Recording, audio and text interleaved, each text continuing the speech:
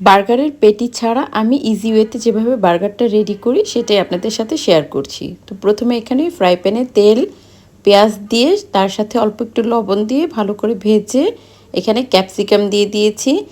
তার সাথে দিয়েছি অল্প একটু লাল মরিচের গুঁড়া। আর এখানে সিদ্ধ করে রাখা চিকেন দিয়ে এর সাথে 1 চামচের মতো ময়দা দিয়ে ভালো করে ভেজে অল্প কিছুটা পানি, সয়া সস ও টমেটো সস দিয়ে চিকেনের পুরটা রেডি করে নেব।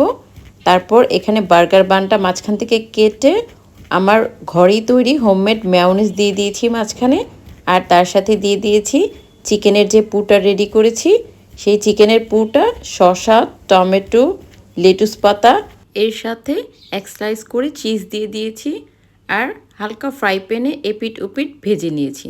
তাহলেই তৈরি হয়ে গেল মজাদার চিকেন চিজ বার্গার। আজকের রেসিপিটা আপনাদের কাছে কেমন লাগলো কমেন্ট করে জানাবেন। আল্লাহ হাফেজ।